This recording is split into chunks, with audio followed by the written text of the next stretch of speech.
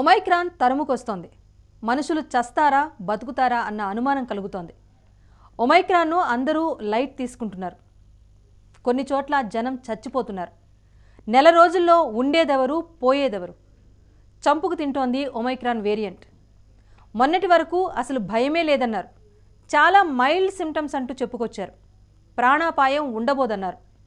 Oxygen అవసరం లేదు, లంగ్స్పై అంతగా ఇంపాక్ట్ లేదు అన్నారు. కానీ ఇప్పుడు సునామీలా పోటెత్తుతోంది ఒమైక్రాన్. నెల రోజుల్లోనే WHOనే 10 రకాల మాటలు చెప్పింది. ఒకసారేమో స్వల్పమే అన్నారు, మరోసారి మధ్యస్థం అన్నారు. ఇప్పుడేమో ఒమైక్రాన్ వేరియంట్ చంపేస్తోంది అంటున్నారు. కరోనా అసలు వేరియంట్కి సంబంధించి ప్రపంచ ఆరోగ్య సంస్థ WHOనే అర్థం చేసుకోలేకపోతోందా? అర్థం కాని విధంగా కరోనా వేరియంట్ రెచ్చిపోతోందా? మానవాళిపై పగబట్టిన కరోనా వైరస్కు అంతమెప్పుడు? 3వ సంవత్సరం కూడా అదే పోటు అదే వేటు. ప్రపంచవ్యాప్తంగా కరోనా వైరస్ తన విలయాన్ని కొనసాగిస్తూనే ఉంది. రోజు రోజుకు పెరుగుతున్న కేసులతో అన్ని దేశాలు కూడా తలలు పట్టుకుంటున్నాయి. కేసెస్ చూస్తే లక్షల్లో నమోదవుతున్నాయి. ఆసుపత్రిలో చేరుతున్న వారి సంఖ్య వేలల్లో ఉంటుంది. మొదటి వేవ్కు రెండవ వేవ్కు భిన్నంగా ఇప్పుడొచ్చిన 3వ వేవ్ ఉంది. 2 నెలలు అడ్వాన్స్గానే భారత్పై దండయాత్ర చేసింది ఒమైక్రాన్ వేరియంట్. ఇక సమ్మర్లో విలయం సృష్టించే అవకాశం ఉందని కూడా చెప్తున్నారు. ఇప్పుడు జనవరిలో పరిస్థితి చూస్తే అందరినీ కూడా వణికిస్తోంది ఈ ఒమైక్రాన్ వేరియంట్. ఫిబ్రవరిలో కేసులు పీక్ స్థాయికి వెళ్తాయంటూ వైద్యులు కూడా హెచ్చరిస్తున్నారు. సెకండ్ వేవ్కు థర్డ్ వేవ్కు చాలానే తేడా ఉందని కూడా చెప్తున్నారు. నాడు మాత్రం అంతంత మాత్రంగానే వ్యాక్సినేషన్ జరిగింది దేశవ్యాప్తంగా కూడా. కానీ ఇప్పుడు దేశంలో మెజారిటీ ప్రజలు వ్యాక్సినేషన్ కూడా తీసుకున్నారు. 150 కోట్ల డోసుల వ్యాక్సినేషన్ను కేంద్ర ప్రభుత్వం పంపిణీ చేసింది. 63 కోట్ల మందికి 2 డోసులు కూడా పంపిణీ చేసినట్లుగా కేంద్ర వైద్య ఆరోగ్య శాఖ లెక్కలను కూడా స్పష్టం చేసింది. 85 కోట్ల మందికి 1 డోసు పంపిణీ జరిగినట్లుగా స్పష్టం చేసింది. Vaccine inequity is a killer of people and jobs, and it undermines a global economic recovery. Alpha, Beta, Delta, Gamma, and Omicron reflect that in part because of low vaccination rates, we have created the perfect conditions for the emergence of virus variants. Last week, the highest number of COVID-19 cases were reported so far in the pandemic. And we know for certain that this is an underestimate of cases because reported numbers do not reflect the backlog of testing around the holidays, the number of positive self-tests not registered, and burdened surveillance systems that miss cases around the world. While Omicron does appear to be less severe compared to Delta, especially in those vaccinated, it does not mean it should be categorized as mild. Just like previous variants, Omicron is hospitalizing people and it's killing people. In fact, the tsunami of cases is so huge and quick that it is overwhelming health systems around the world. Hospitals are becoming overcrowded and understaffed, which further results in preventable deaths from not only COVID-19, but other diseases and injuries where patients cannot receive timely care. అయితే దేశవ్యాప్తంగా ఉన్న ప్రజలకు vaccine నుంచి రక్షణ లభిస్తోంది అన్న ధీమా అయితే కనిపిస్తోంది. ప్రాణాపాయం రాకుండా ఎంతలో కొంతలో కాపాడుకుంటున్నాం అన్న భరోసా అయితే ప్రజల్లో కనిపిస్తోంది. కానీ 2 డోసెస్ తీసుకున్న వారికి కూడా ఈ థర్డ్ వేరియంట్ మహమ్మారి వదలటం లేదు. 1 డోస్తో అసలు రక్షణ లభించదు అని అంటున్నారు వైద్యులు. అందుకే ప్రికాషన్ డోస్ పంపిణీకి కూడా కేంద్రం ప్రణాళికలు రూపొందించింది. వచ్చే సోమవారం నుంచి దేశవ్యాప్తంగా 3వ డోసు అందించేందుకు చర్యలు చేపట్టింది. 3వ డోసు తీసుకున్న వారికి 80% రక్షణ ఉంటుందంటూ వివరాలు కూడా వెల్లడిస్తోంది. యూరప్ అంతటా ఇప్పటికే వేగవంతంగా ఈ 3వ డోస్ పంపిణీ అనేది జరిగిపోయింది. కరోనా వేరియంట్ల నుంచి కాపాడేది కేవలం వ్యాక్సినే అని అటు వైద్యులు కూడా ధృవీకరిస్తున్నారు. కరోనా వచ్చినా కూడా వ్యాక్సినేషన్ జరిగి ఉంటే గనక ప్రాణాపాయం ఉండదు అనే ఒక భరోసానైతే వైద్యులు ఇస్తున్నారు. 2 డోసులు వేసుకున్న వారిపై ప్రభావం అంతంత మాత్రంగానే ఉంటుందని చెప్తున్నారు. కానీ 2 డోసులు తీసుకున్న వారిపైన కూడా ఒమైక్రాన్ ప్రభావం కనిపిస్తోంది కదా. దేన్నైనా లైట్ తీసుకోవచ్చు, కానీ నన్ను కాదు అంటోంది ఈ 3rd variant omicron. Corona endemic వచ్చిందంటూ మొన్నటి వరకు అందరూ జోస్యాలు చెప్పారు. ప్రపంచమంతటికి వ్యాక్సిన్ భరోసా వచ్చినప్పుడు రక్షణ కూడా లభించిందన్నారు. పక్కోడికి కరోనా ఉన్నా మనకి ముప్పు వాటిల్లుతుందని అన్నారు. అందుకే కరోనా వచ్చిన తర్వాత మనతో పాటు తోటివారు కూడా బాగుండాలి అనుకునే ఒక ఆలోచన ధోరణి మనలో కనిపించింది. ఇప్పుడు కూడా అదే సూత్రం దేశాలకు వర్తిస్తోంది. ప్రపంచంలోని అన్ని దేశాల్లో వ్యాక్సినేషన్ పూర్తి కావాలని అంటోంది WHO. అప్పుడే ఈ పాండమిక్ సిచ్యువేషన్కు ఎండమిక్ అనేది వస్తుందని WHO చీఫ్ టెడ్రోస్ అంటున్నారు. నో డౌట్ ఎప్పుడైతే ఒక 2 to 3% ఏదైతే హాస్పిటలైజేషన్ ఆక్సిజన్ కొరకు కానీ బైపాప్ సిపాప్ వెంటిలేటర్స్ కోసము రిక్వైర్మెంట్ ఉంటుందో అది రోజు పెరిగే ప్రమాదం ఉంది. ఆల్రెడీ గత వారం నుంచి 2% ఇన్పేషెంట్ ICU పేషెంట్స్ ఇప్పుడు 6% వరకు పెరిగినాయి. తద్వారా మనకు కొంచెం ప్రమాదం ఉంది. కాబట్టి ఇప్పుడు హాస్పిటల్స్ ప్రైవేటు గవర్నమెంట్ హాస్పిటల్స్ కేరపై ఒక 50,000 బెడ్స్ గవర్నమెంట్, ఒక 20,000 బెడ్స్ ప్రైవేట్ పరంగా డెవలప్ చేసి వెంటిలేటర్స్, బైపాప్, ఆక్సిజన్ సిలిండర్లు, ఆక్సిజన్ సప్లై, హైఫ్లో ఆక్సిజన్, అలాగే బైపాప్ సిపాప్ లాంటి మిషన్లు కూడా సమృద్ధిగా అరేంజ్ చేసుకోవాలి. డ్రగ్స్ కూడా ఎప్పటికప్పుడు అవైలబుల్ చేసుకొని రెమ్డెసివిర్ కానీ, టోసిలిజుమాబ్ కానీ, లో మాలిక్యులర్ వెయిట్ హెపారిన్ కానీ, స్టెరాయిడ్ కానీ, లేకపోతే మైకార్మికోసిస్ దానికి సంబంధించిన ఆంఫోటెరిసిన్ B కానీ జాగ్రత్తగా మనం అందుబాటులోకి తెచ్చుకోవాలి. అతిగా మితిమీరి స్టెరాయిడ్ వాడకండి. తద్వారా లంగ్స్ డ్యామేజ్ ఇనిషియల్గా రికవర్ అయిన తర్వాత మైకార్మికోసిస్ కానీ ఇతరత్ర కాంప్లికేషన్స్ డెవలప్ అయ్యే ప్రమాదం ఉంటుంది. కాబట్టి స్టెరాయిడ్స్ జాగ్రత్తగా వాడాలి. తీసుకోవాల్సిన యాంటీవైరల్ డ్రగ్స్ కూడా కరెక్ట్ సమయాల్లో కరెక్ట్ డోసు ఫిజిషియన్ ప్రకారం ఇవ్వాలి. తొందరపడి అన్నెసర్లీ ఇంజెక్షన్స్ కానీ ఇంకా ఇతరత్ర ఎక్విప్మెంట్ వాడకూడదు. తద్వారా మనం ఈ ICU రేట్ని తగ్గించే విధంగా ముందే టెస్ట్ ట్రేసింగ్ చేసి ప్రజల్ని ఐసోలేట్ చేయాల్సిన అవసరం ఉంది. ఇండియాలో రోజుకు కరోనా కేసులు పెరుగుతున్నాయి. ఇప్పటికే రెట్టింపు కేసుల నమోదుతో 1,00,000 మార్కును కూడా దాటేసింది ఈ 3rd వేరియంట్ తాలూకా కరోనా కేసుల సంఖ్య. వారం రోజుల వ్యవధిలోనే మహమ్మారి ఉధృతంగా వ్యాపిస్తోంది. ఒమైక్రాన్ దెబ్బకు దేశంలో హృదయ విదారక పరిస్థితులు నెలకొంటున్నాయి. అగ్రరాజ్యం అమెరికా 2 డోసుల వ్యాక్సినేషన్ కూడా అయ్యాక కూడా అక్కడ ప్రజలు ఇబ్బందులు పడుతున్న సంగతి స్పష్టం చేస్తోంది. వ్యాక్సినేషన్ కంప్లీట్ అయితే మాస్క్ అక్కర్లేదంటూ స్లోగన్ ఇచ్చారు. కట్ చేస్తే వ్యాక్సినేషన్ జరిగినా కూడా కేసుల నమోదనేది ఆగటం లేదు. మరోవైపు అసలు వ్యాక్సినే వేయించుకొని కోట్లాది మంది జనం అమెరికాలో ఉన్నారు.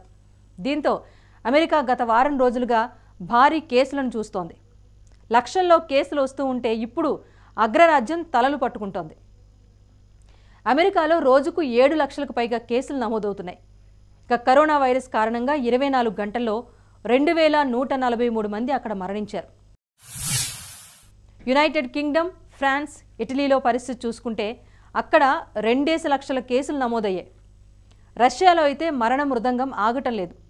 కేసులు 15,000, మృతులు మాత్రం 800. ఇక అదే ఉధృతి ఇప్పుడు భారత్లో కూడా వస్తున్నట్టుగా ఇప్పటి పరిణామాలు చూస్తూ ఉంటే వాటినే తలపిస్తోంది.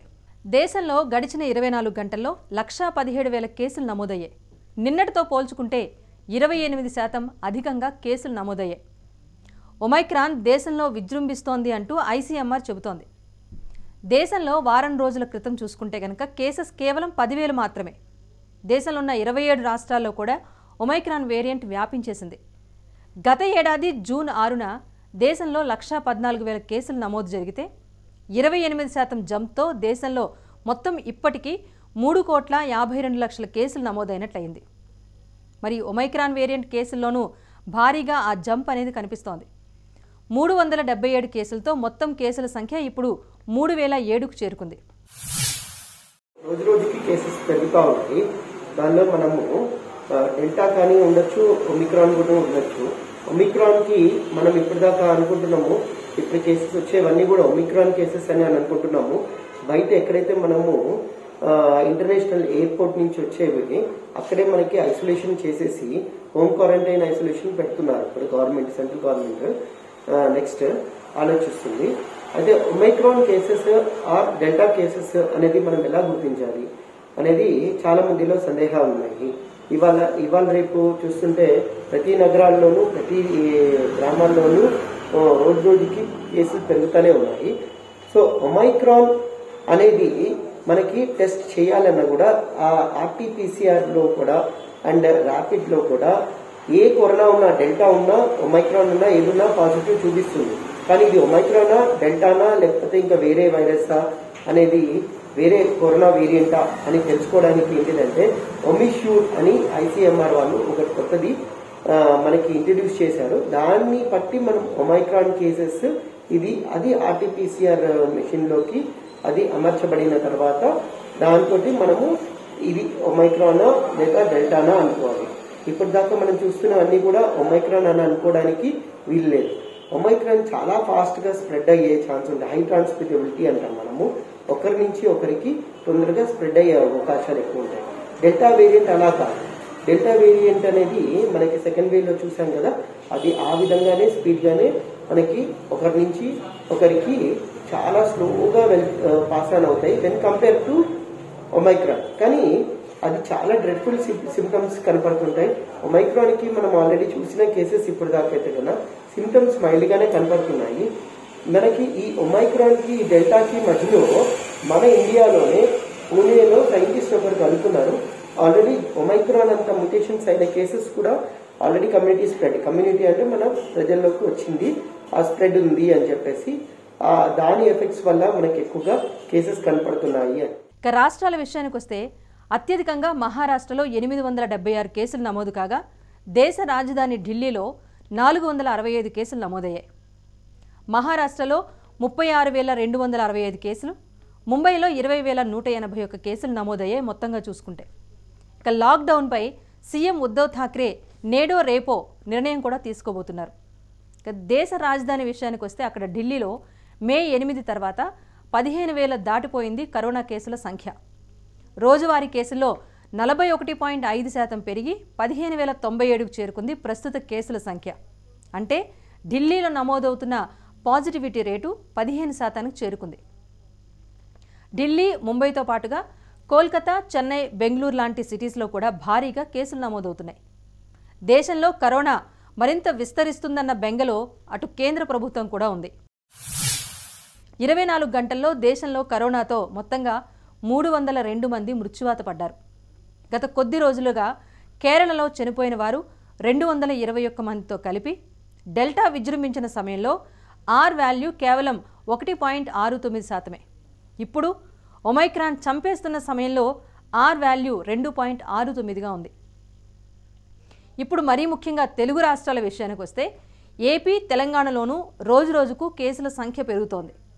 తెలంగాణలో 2000 మార్కుకు చేరువగా కరోనా కేసులు నమోదయ్యాయి. అటు ఆంధ్రప్రదేశ్లోనూ రోజురోజుకు కరోనా కేసులు పెరుగుతున్నాయి. తెలంగాణలో పర్టికులర్గా నెంబర్ చెప్పాలంటే ఈ రోజుకు 1913 కేసెస్ నమోదైతే అటు ఆంధ్రప్రదేశ్లో 547 కేసులు నమోదయ్యాయి. అయితే ఇప్పుడు తెలంగాణలో నమోదైన మొత్తం 1913 కేసుల్లో ఇంకా యాక్టివ్ కేసెస్గా 7,847 కేసెస్ కొనసాగుతున్నాయి. At the current pace of vaccine rollout, 109 countries would miss out on fully vaccinating 70% of their populations by the start of July 2022. The essence of the disparity is that some countries are moving toward vaccinating citizens a fourth time, while others haven't even had enough regular supply to vaccinate their health workers and those at most risk. Booster after booster in a small number of countries will not end a pandemic while billions remain completely unprotected. But we can and must turn it around. In the short term, we can end the acute stage of this pandemic while preparing now for future ones. First, we must effectively share the vaccines that are being produced. Throughout most of 2021, this was not the case, but toward the end, supply increased. Now it's crucial that manufacturers and those donating countries share delivery timings ahead of time so that countries have adequate preparation to roll them out effectively. Second, let's take a never-again approach to pandemic preparedness and vaccine manufacturing so that as soon as the next generation of COVID-19 vaccines become available, they are produced equitably and countries don't have to beg for scarce resources. A few countries have provided a blueprint for how high-quality vaccines and other health tools can be mass-produced quickly and distributed effectively. And now we need to build on it. WHO will continue to invest in vaccine manufacturing hubs and work with any and all manufacturers who are willing to share know-how, technology, and licenses. ఏపీలో active cases చూసుకుంటే కనుక 2266. మరి ఇవన్నీ కూడా విజృంభించి మరిన్ని కేసులు నమోదయ్యే అవకాశం కూడా ఉందని వైద్యులు హెచ్చరిస్తున్నారు. పెరుగుతున్న కేసెస్తో అటు ఆసుపత్రులు కూడా ఆ బరువు మేము మోయలేకపోతున్నాం అంటూ కూడా వారు కూడా చేతులెత్తేస్తున్న పరిస్థితి కనిపిస్తోంది. మరి ఒమైక్రాన్ బాధితులు ఆసుపత్రిలో చేరే వరకు వెళ్తే కనుక వారు తిరిగి ప్రాణాలతో వస్తారా, లేకపోతే ఆసుపత్రిలో చేరిన వారు అట్నుంచి అటే అన్నట్టుగా వారిని చంపేస్తోందా ఒమైక్రాన్ వేరియంట్ అనిపిస్తోంది. అందుకే తస్మాత్ జాగ్రత్త. ఇదే విషయాన్ని అన్ని దేశాలను హెచ్చరించి చెబుతున్నారు WHO చీఫ్. ఇలా ఒమైక్రాన్ వేరియంట్ విజృంభిస్తూ ఉంటే మహమ్మారి అంతం పైన అనేక అనుమానాలు కలుగుతున్నాయి. కరోనాకు ఒమైక్రాన్ చివరి రూపాంతరమని చెప్పలేమని అంటున్నారు WHO కీలక అధికారులు. ఒమైక్రానే కదా అని తేలిగ్గా చూస్తే అది మనల్నే చంపేస్తోంది. జాగ్రత్తలు తీసుకోకుంటే ఇక అంతే సంగతులు. డెల్టా వేరియంట్ను మించి దూసుకొస్తోంది ఈ ఒమైక్రాన్ వేరియంట్ అని WHO చీఫ్ టెడ్రోస్ స్పష్టం చేశారు. ఇప్పటికే అన్ని దేశాల్లో కూడా రోగులతో ప్రపంచంలోని ఆసుపత్రులన్నీ కూడా నిండిపోతాయని అంటున్నారు. డెల్టాతో పోలిస్తే గనక ఒమైక్రాన్ తక్కువ తీవ్రతతో కనిపిస్తున్నప్పటికీ టీకాలు వేసిన వారిలో కూడా స్వల్పంగా ఉంటుందని చెప్పలేమని అంటోంది WHO. First wave, second wave లానే ఒమైక్రాన్ కూడా ప్రభావాన్ని చూపిస్తోంది. ప్రజలను ఆసుపత్రుల్లో పాలు చేస్తోంది, చంపేస్తోంది అంటూ WHO చీఫ్ చెప్పడం ఇప్పుడు ప్రజల్లో మరింత ఆందోళన కలిగిస్తోంది. మరి రోజు రోజుకు కేసుల సంఖ్య పెరుగుతూ ఉంటే గనక ఆరోగ్య వ్యవస్థలపైన కూడా ఈ ప్రభావం తీవ్ర స్థాయిలో ఉంటుందని కూడా ఒకవైపు వైద్య రంగం కూడా హెచ్చరిస్తోంది.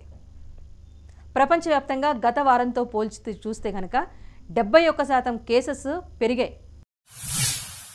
WHO చెప్తుంది ఈ ఒమిక్రాన్ వైరస్ మనుషుల్ని చంపేస్తుందన్న క్వశ్చన్కి మనకు ఈరోజు అమెరికాలో జరిగే విపత్తును చూస్తుంటే భయాందోళన సృష్టిస్తుంది. అమెరికాలో 9 లక్షలు, 10 లక్షలు, 11 లక్షల కేసులు నమోదవడం, మరణాల సంఖ్య 7,000 నుంచి 12,000 వరకు పెరగడం, అంతేకాకుండా స్పెయిన్, యూకే లాంటి పెద్ద వెస్టర్న్ కంట్రీస్లో హాస్పిటల్ ఇన్ఫ్రాస్ట్రక్చర్ ఉన్న కంట్రీస్లలో కూడా క్రాస్ ఇన్ఫెక్షన్ పెరగడం, మరణాలు పెరగడాన్ని చూస్తే కొంత భయాందోళన సృష్టిస్తున్నాయి. ఏదేమైనా ఇండియా అన్నది బిలో పావర్టీ కంట్రీలో మనకు మన ఇమ్యూనిటీ బాడీలో రెగ్యులర్గా మనం లో పావర్టీ కంట్రీలో ఇన్ఫెక్షన్స్ వస్తుంటాయి, పోతుంటాయి. కాబట్టి బాడీలో కొంతమేరకు మన రోగ నిరోధక శక్తి స్ట్రాంగ్ ఉండటం వల్ల ఫస్ట్, సెకండ్ వేవ్లలో బయటికన్నా కొంతమేరకు మన దగ్గర తక్కువ ఉన్న ఈసారి కూడా వ్యాక్సిన్ వల్ల, హర్డ్ ఇమ్యూనిటీ వల్ల మనకు ప్రొటెక్షన్ ఉంటుంది. కానీ నెంబర్ ఆఫ్ కేసెస్ పెరిగినప్పుడు పర్సంటేజ్ ప్రకారం చూస్తే హాస్పిటలైజేషన్ కేసులు పెరిగే ప్రమాదం ఉంటుంది. తద్వారా కూడా మనకు డెత్ రేట్ కూడా పెరిగే ప్రమాదం ఉంటుంది. కాబట్టి ఈ సమయాన్ని మనం గ్రహించి మనం స్మార్ట్గా మెదలాలి, జాగ్రత్తగా ఉండాలి, మాస్క్ ధరించాలి, ఫేస్ షీల్డ్ ధరించాలి, ఫిజికల్ డిస్టెన్స్, శానిటైజేషన్ చేస్తూ వ్యాక్సిన్ వేసుకోవాలి. ఈవెన్ థర్డ్ డోసు కూడా మనకు అందుబాటులోకి వస్తుంది, ప్రికాషనరీ డోసు. వీలైనంత వారు కావాల్సిన వాళ్ళందరూ ఈ డోసు వేసుకొని జాగ్రత్తగా ఉండాల్సిన అవసరం ఉంది. వారం రోజుల వ్యవధిలోనే ప్రపంచవ్యాప్తంగా సుమారుగా 1 కోటి కేసులు నమోదయ్యాయంటే నమ్ముతారా? టెస్టింగ్ సంఖ్య ఇంకా పెంచితే గనక కేసుల సంఖ్య ఇంకా ఎక్కువగా నమోదయ్యే ప్రమాదం కూడా ఉందని WHO చీఫ్ టెడ్రోస్ తెలిపారు. 2022 నాటికి అందరికీ వ్యాక్సిన్ అందితే కరోనా అంతం సాధ్యమే అని WHO చెబుతోంది. ప్రపంచంలోని మొత్తం 197 దేశాల్లో కూడా 92 దేశాల్లో అంతంత మాత్రంగానే వ్యాక్సినేషన్ జరిగింది. 36 దేశాలు కేవలం 10% జనాభాకు కూడా వ్యాక్సినేషన్ను అందించలేదు.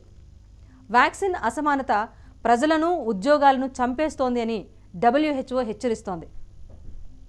అయితే దీనికి భిన్నంగా కొన్ని దేశాలు బూస్టర్ డోస్ ఇచ్చినందువల్ల కరోనా ఏమీ తగ్గదు. ఇక భారత్లోనూ కరోనా కట్టడి ప్రజల భాగస్వామ్యంతోనే సాధ్యం. మాస్కులను ధరించడంతో వైరస్ వేగం తగ్గించొచ్చని వైద్యులు సూచిస్తున్నారు. పార్టీలు, శుభ అశుభ కార్యక్రమాలకు ఆంక్షలు విధించాలి. అత్యవసరమైతే తప్ప బయటకు వెళ్లొద్దని వైద్యులు సూచిస్తున్నారు. ఇక భౌతిక దూరాన్ని పాటించడంతో పాటు మాస్క్ కూడా తప్పనిసరిగా ధరించాలని, అదే సమయంలో 2 డోసుల వ్యాక్సినేషన్ కూడా పూర్తి చేసుకోవాలని, అర్హత కలిగిన వారు 3వ డోస్ ప్రికాషన్ డోస్ కూడా తీసుకోవాలని వైద్యులు సూచిస్తున్నారు. ఇక చిన్నారుల విషయానికి వస్తే ప్రభుత్వం కూడా వ్యాక్సినేషన్ను త్వరగా చేపట్టాలని వైద్యులు సూచిస్తున్నారు. 15 నుంచి 18 ఏళ్ల వయసు మధ్యలో ఉన్న వారందరికీ కూడా వ్యాక్సిన్ అందుబాటులో ఉంచాలని సూచిస్తున్నారు. జాగ్రత్తలు తీసుకుంటే మహమ్మారిని తేలిగ్గా తగ్గించవచ్చు. డెల్టాతో ఎందరో బలైపోయిన వారు ఉన్నారు. తల్లిదండ్రులను కోల్పోయిన బిడ్డలు అనాథలైపోయారు. ఇప్పుడు అలాంటి పరిస్థితి కోరి తెచ్చుకోవద్దు. కరోనాను అంతం చేయటం మన చేతుల్లోనే ఉంది. వైరస్ విజృంభణను అడ్డుకోవటానికి జాగ్రత్తలు అవసరం. దేశంలో నమోదవుతున్న కేసుల్లో మెజారిటీ కేసులు ఒమైక్రాన్వే అంటూ ప్రభుత్వ పెద్దలు సూచాయిగా తేల్చేశారు. మొన్నటి వరకు ఒమైక్రాన్ అంత సీరియస్ కాదని WHO చెప్పి చెప్పనట్టుగా వ్యాఖ్యానించింది. ఇప్పుడేమో WHOనే డేంజర్ అంటోంది, ప్రాణాలు తీస్తోంది అంటోంది. కరోనా నుంచి అగ్రదేశాలే అతలాకుతలం అయిపోతూ ఉంటే మన పరిస్థితి ఏంటి అన్న ఆందోళన రోజురోజుకు పెరుగుతోంది. కరోనా నుంచి ఇప్పుడు దేశ ప్రజలు బయటపడటం ఎలా అని దేశ ప్రజలంతా ఆవేదన చెందుతున్నారు. ఫస్ట్ వేవ్, సెకండ్ వేవ్ ఎంతో కొంత నష్టాన్ని కలిగించాయి, ఆర్థికంగా కోలుకోకుండా చేశాయి. ఇప్పుడు కేసెస్ చూస్తూ ఉంటే అసలు ఎక్కడి వరకు వెళ్తాయో కూడా అర్థం కాని దౌర్భాగ్య పరిస్థితులు నెలకొన్నాయి.